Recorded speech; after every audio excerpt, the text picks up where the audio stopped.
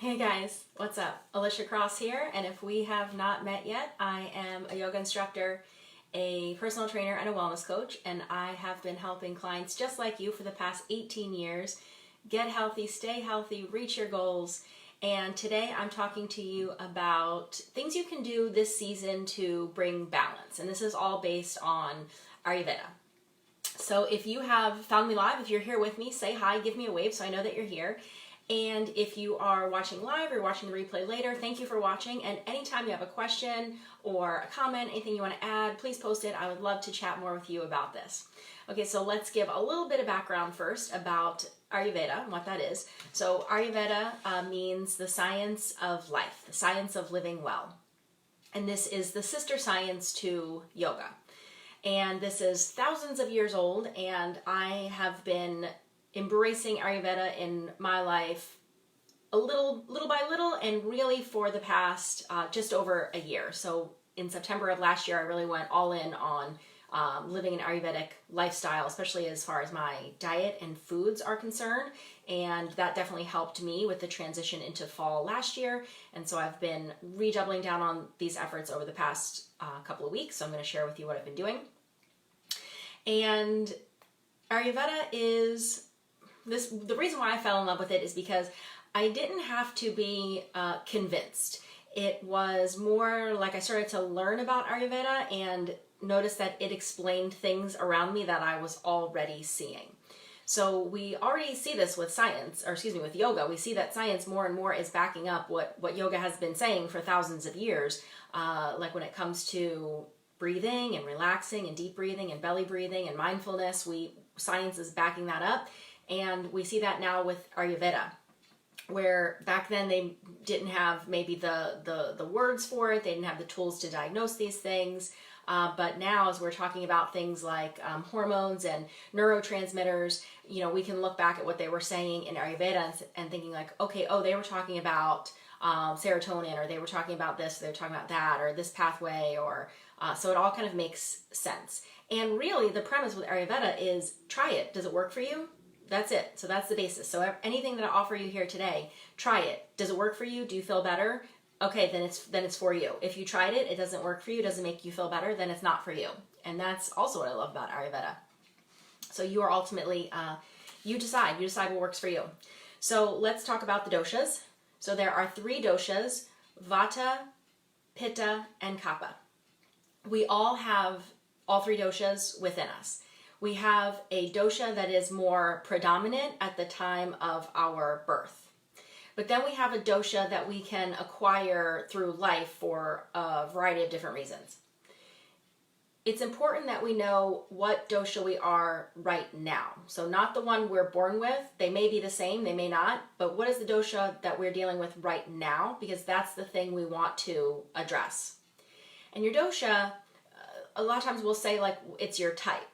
It's your constitution. But really what a dosha is it's your weak link. It's your kink in the chain, kink in the armor. So if anything's going to go wrong, it's going to go wrong in this dosha, and that's why you need to take care of it. So if you have a predominant dosha right now, you take care of that. Get that into balance, and then live according to your birth constitution. One of the things that can affect your dosha right now is the season, because the seasons align with the doshas. So right now we are in fall. We are in the Vata season.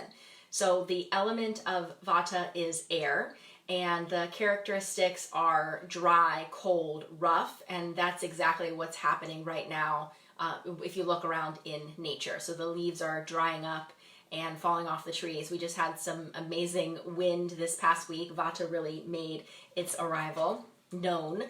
And so we can bring balance into our lives. Even if we don't know our dosha, we just follow the seasons. So if we live according to the seasons, that can help us to bring more balance. And what's really important is if you are Vata, so if you have either you're born Vata or your constitution right now is Vata for whatever reason, as we enter into the Vata season, that's like throwing gas on the fire. So you have to be even more mindful to make these adjustments so that you're not feeling even more off balance. So some signs of high Vata. So you could be craving warm foods or craving warm clothing. I have my electric blanket out that I sit under every night, so I'm craving that warmth. That's a sign that my Vata is too high. Can also have some digestive issues, so like constipation, gas, and bloating. Inconsistent appetite, or what you might call poor digestion. A lack of energy, so fatigue. We may think like sluggishness is a Kapha characteristic, but really fatigue, when you're feeling kind of burnt out, that's Vata. Like you've been going too much and now you're at the point where you're fatigued. Fear and anxiety are traits of Vata. So sadness would be Kapha and anger would be Pitta, but fear and anxiety are some of the negative characteristics of Vata. Feeling insecure, feeling overwhelmed, maybe having insomnia. Your joints, if you have cracking joints, that could be a sign. Arthritis, so anything in your joints. Low back pain, because Vata kind of lives in that area, so low back pain. Dry skin, dizziness, restlessness, overactive mind, disorganized, spacey, forgetful. So you just feel like your mind is all over the place. Pitta is like a really laser focused, aggressive, competitive, and then Vata is like you're just all over the place, you can't concentrate, your mind is just going in different directions. So Vata is all about, movement, and think about that element is air, that is moving things. So the same thing is happening in your mind.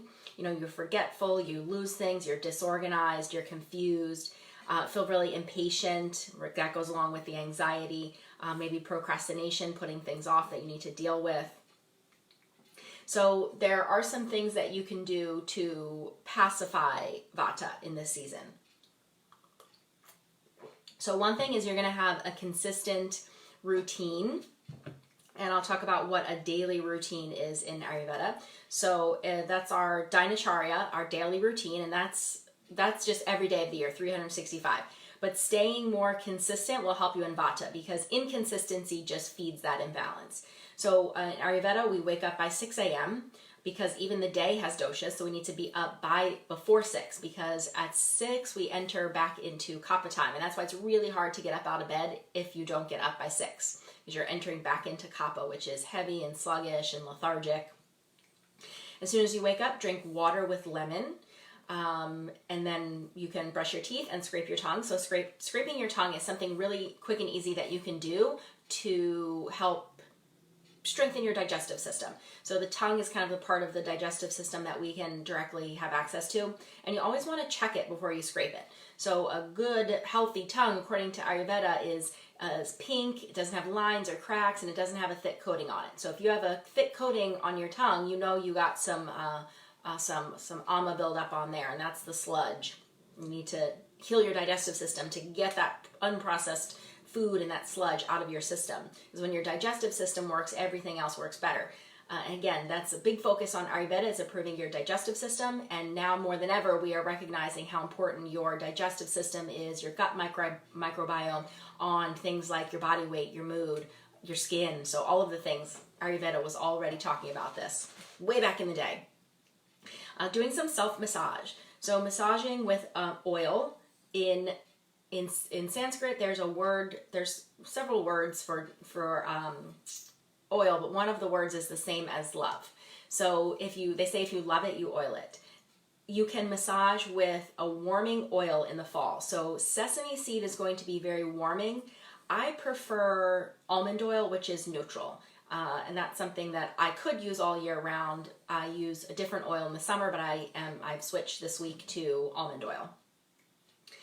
Also part of your daily routine, bathe or shower, exercise, yoga.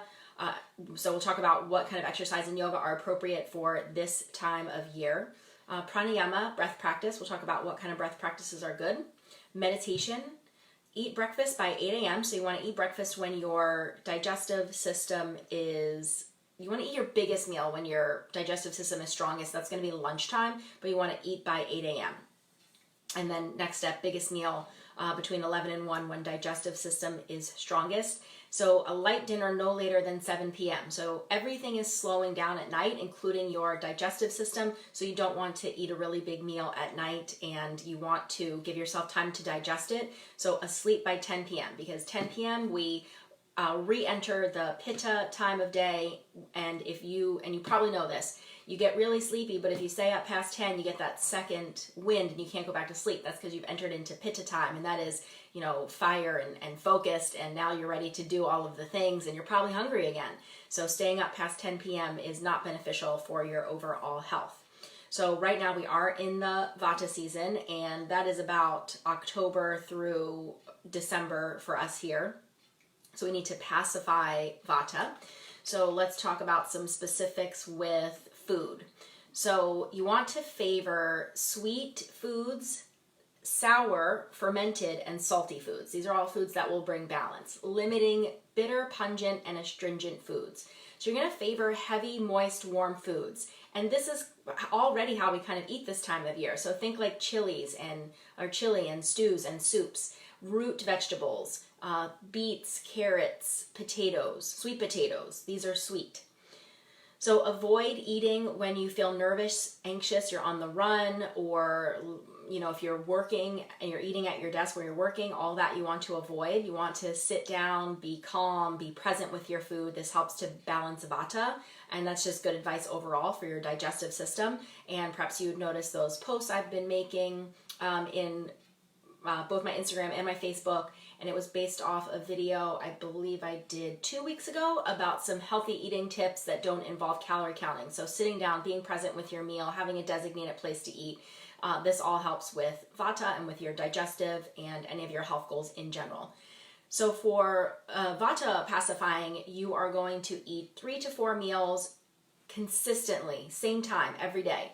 So a good meal time, again, we talked about breakfast at about 8 a.m., lunch between 11 and 1, so you pick a time, stick to it, and then maybe you have something again at 4 p.m. and then your dinner by 7 p.m. That's your 4 meals.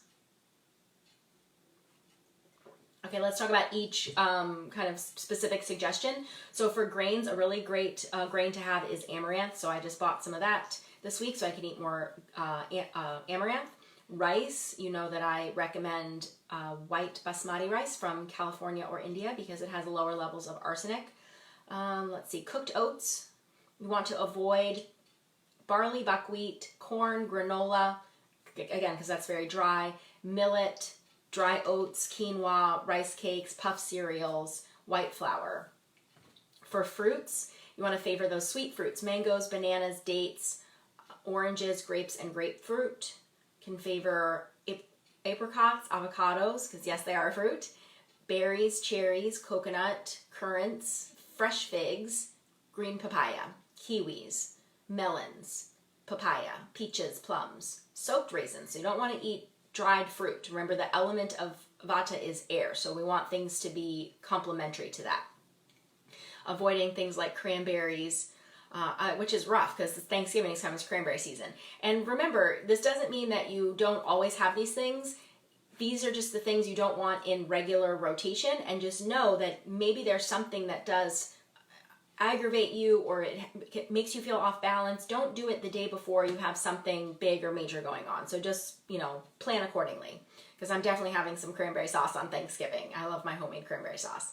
So vegetables, so you're going to favor squash. So remember those sweet vegetables, sweet potatoes, cooked carrots. So that's the thing too with Vata. You're not eating a bunch of salads and raw vegetables. Things are cooked, they're warm, they're sweet. Let's see, what else? Asparagus, beets, bell peppers, butternut squash. It's the time for butternut squash. Cucumbers, green beans.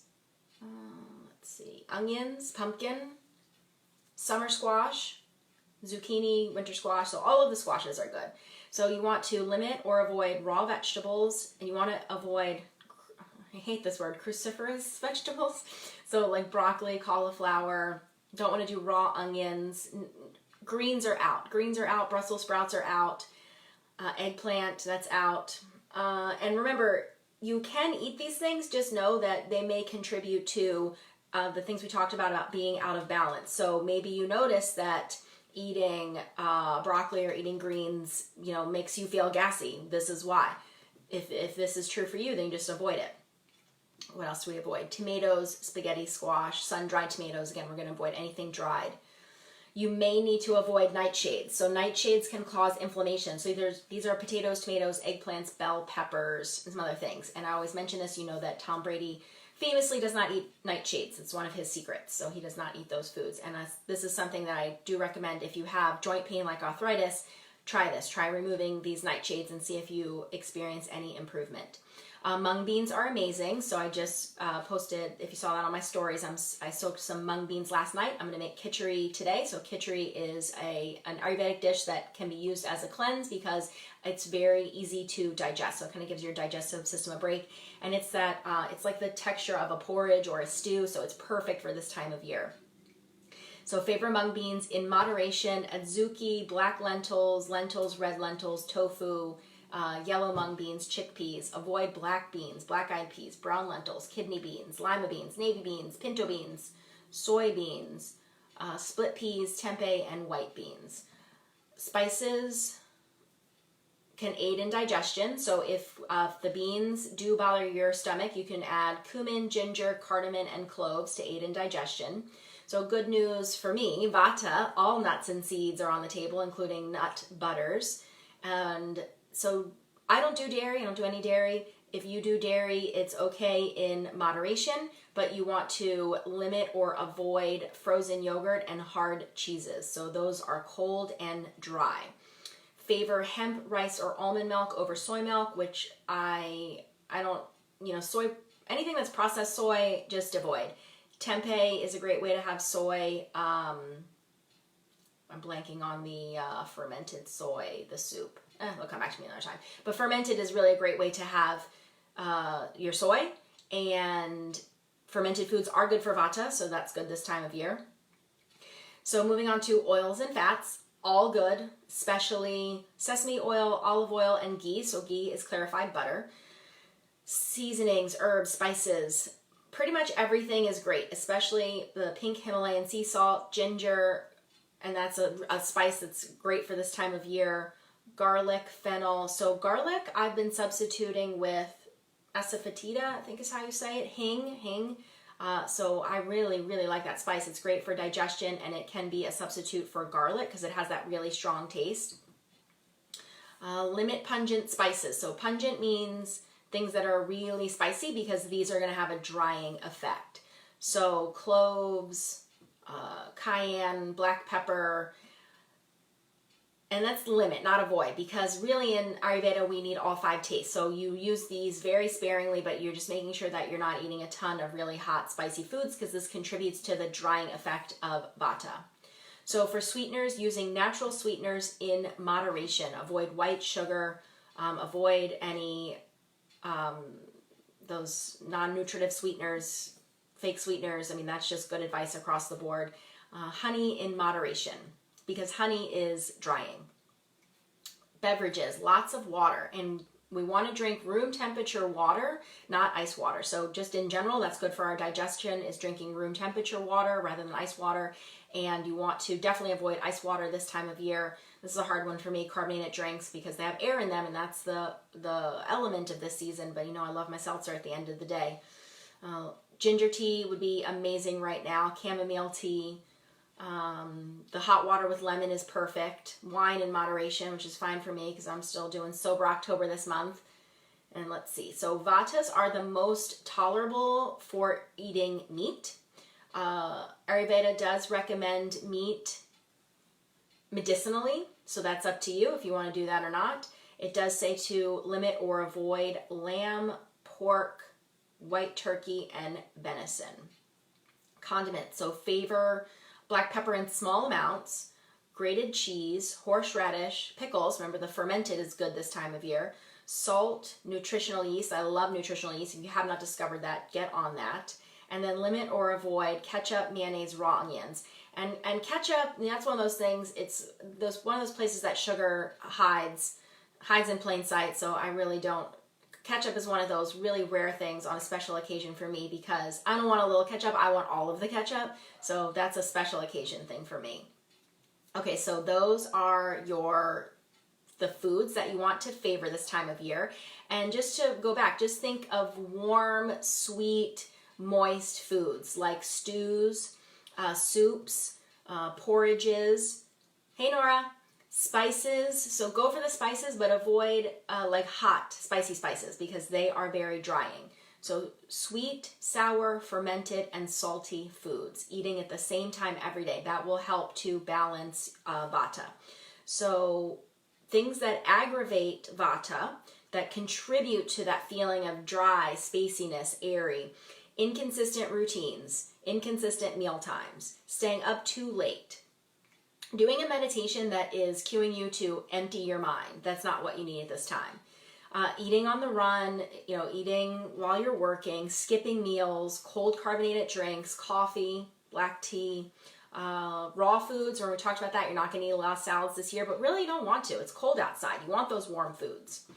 Alcohol, a lot of travel. So remember, the element of Vata is air and its quality is mobile and scattered. So if you are traveling a lot, that is going to contribute to the feelings of being out of balance.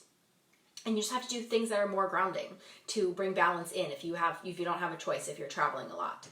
So stress and worry, overstimulation, overexertion, all these things are going to aggravate Vata.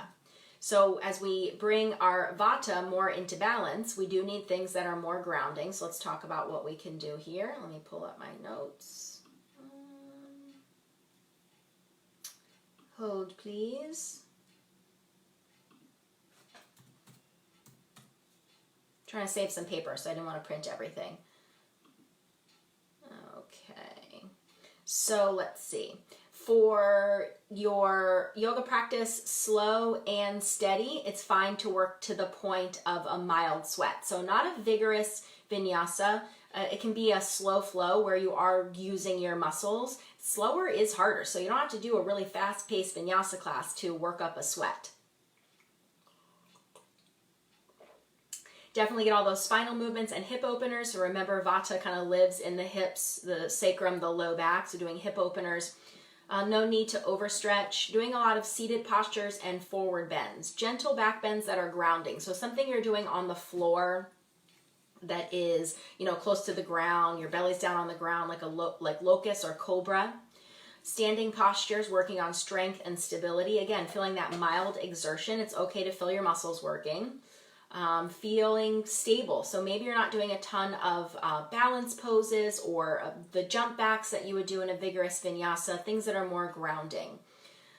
Definitely doing some things that release tension from the lower abdomen and the back. Twists would be amazing. Anything that feels very slow, steady, grounding, strengthening, consistent. These are awesome for your practice. Forward bends, lots of forward bends, legs up the wall, seated forward fold, child's pose. Let's see, long shavasana. So a long shavasana, which may be tough for you, but if it is, that's just kind of a sign that it's something you want to work on. So this recommends a 20-minute shavasana, and that's what we do in the restorative yoga that's happening this Sunday. The poses in restorative are very grounding. You do them all down on the mat. And the poses, we're in them for up to 10 minutes. And then when we get to Shavasana, we're there for about 25 minutes. And I talk you through a guided meditation called a Nidra. So restorative yoga is awesome this time of year. When you're doing your breath practice, spending more time in the exhalation. So that's going to be more grounding. That can really calm Vata. Maybe there's a little bit of a retention, a little pause after each exhalation, just to feel that calm, grounding feeling. And you don't want it to be like you're holding your breath or straining. It's just that natural pause that occurs at the bottom of the exhalation that's very calming. Ujjayi pranayama is nice because it's warming, so making that soft sound of the ocean. Focusing on your root chakra, anything through the legs, anything that's very grounding, breathing down into the earth, releasing down into the earth, feeling your body like a body scan. We do that in the Nidra. A meditation where, again, you're not being cued to empty your mind, but you're maybe visualizing yourself as a mountain, so you feel really steady and grounded, just complementing that spacey energy of Vata. doing some right nostril breathing. So alternate nostril breathing is awesome no matter who you are, but your right nostril breathing can be really great in the morning to help warm you up, and then left nostril breathing at night to calm you down. And if you can't remember that, think L for lunar. So do your left nostril breathing at night. This will also help to promote sleep because it is cooling and relaxing. Let's see, for meditation, give yourself something to focus on. So again, that image of a mountain, some kind of visualization, especially with nature, but avoid those mind emptying cues. Let the mind move freely. Don't try to suppress it. Gold is a really great color to surround yourself with or to visualize. Affirm your peace, your fearlessness. Let's see. Meditate on nature and escaping the disturbances of the external world. So remember, an imbalance of Vata is like anxiety and fear. So instead, doing visualizations of nature, listen to nature sounds when you're meditating. All that is really helpful.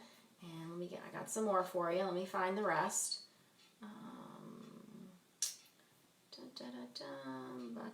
Vata.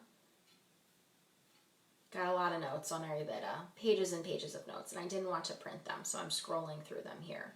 And what I'm going to do, every week I send out an email, and if you're not on my email list, head to aliciacrosstraining.com/email and sign up. If you are signed up and you're not getting it, you got to check and see if I'm ending up in your spam folder.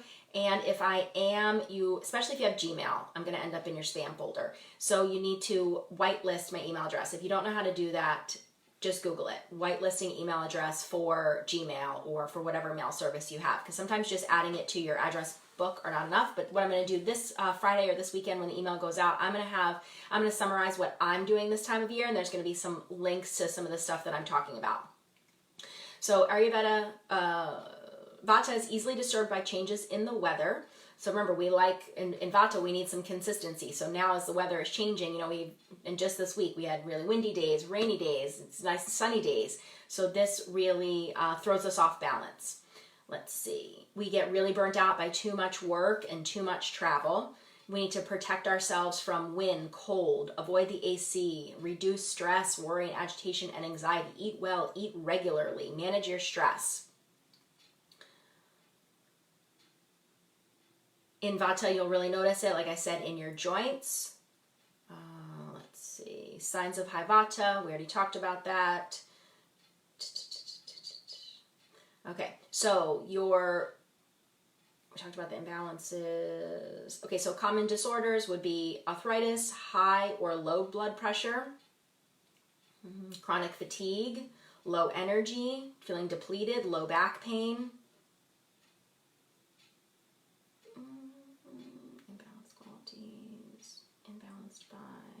Okay, so here's more things bring us into balance. Okay, going to bed early, daily meditation, gentle exercises like yoga, swimming, tai chi, or walking. Warm colors like orange, we talked about that, gold. Listening to calming music, laughing and smiling more. Daily massage with the oil, we talked about that.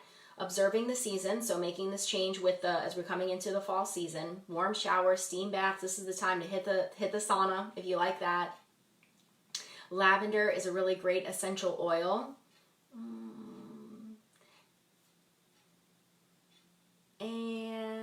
Okay, perfect. So now let's talk about the qualities of balanced Vata.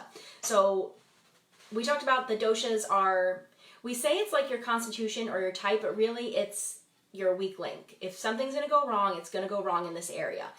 But there are positive qualities to these doshas, and we want to bring ourselves into balance so we have these positive qualities.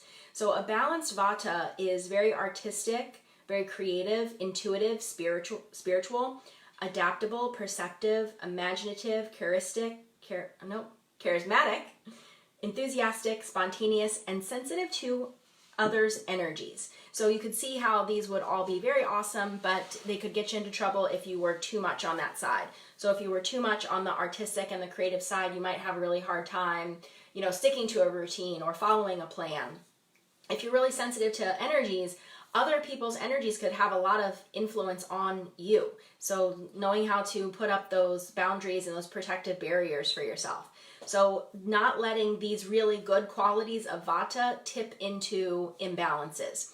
And you do that with all these things we've been talking about, with the diet, the exercise, the routine, the type of yoga that you're choosing, the type of meditation that you're doing.